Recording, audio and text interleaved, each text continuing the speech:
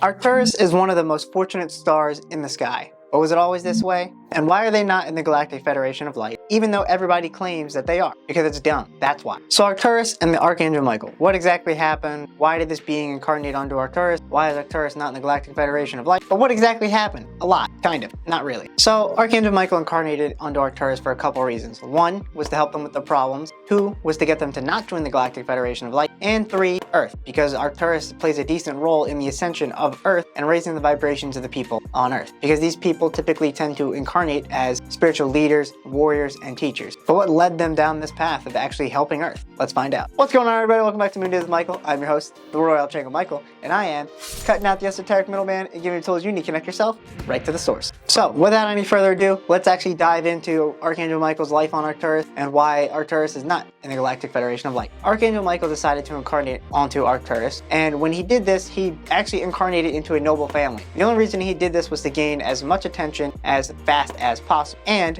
when he was also born with gray skin. Now, Arcturians are typically viewed as having blue skin that gets grayer as they age. And this is to symbolize 2 things. 1, the fact that they wear their souls on their sleeve, so you can kind of look at an Arcturian and kind of understand exactly how much they've been through, how much knowledge and wisdom that they have. But they don't view this in a condescending way. They don't view it as, oh, this person has been through some things, this person has gray skin, they're of a higher value than someone else. No, they kind of relinquish their view on status. However, their skin still gets grayer with age. When he was born with gray skin, he got a lot of attention and not necessarily any praise, but everybody was confused about why this actually happened because it's not supposed to happen. That's not how this worked. So everyone obviously was very intrigued and confused, and that gave him a lot of attention early on. This actually led people to keeping their eyes on him in his Arcturian life to the point where he actually ended up joining the Arcturian Council and actually was able to help determine which way Arcturus was going to go. Because the main problem with Arcturus at this time was that they kind of had a lack of purpose. And this lack of purpose led to some social unrest, to say the least. Nothing really crazy, nothing involved into like a civil war, but it could have continued down that way.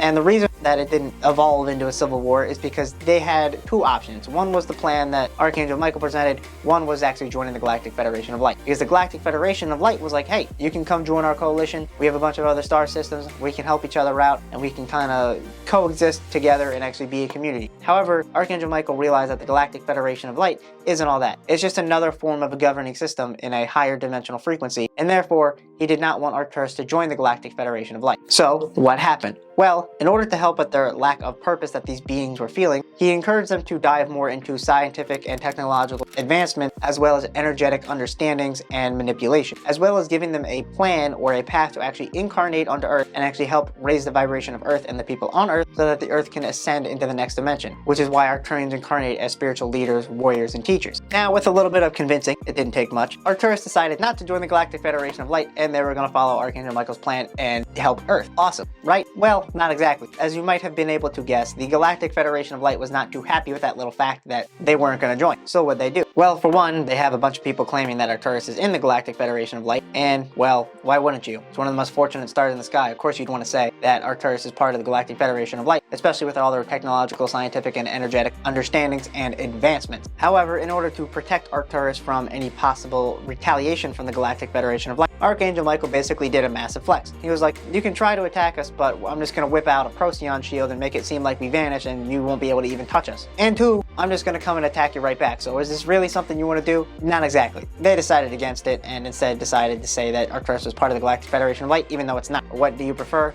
Obviously, they don't want to exactly go into a war with Arcturus and the Archangel Michael, especially because it doesn't usually end well for people who do that. Now you know the story of Arcturus and Archangel Michael, as well as why they're not a part of the Galactic Federation of Light. All of this was to help raise the vibrations of Earth so that Arcturians would come and incarnate and actually give a helping hand to humans. Archangel Michael did us a favor. That's why Arcturus is such a fortunate star. What a nice guy. Just don't make him mad. But until next time, bye y'all.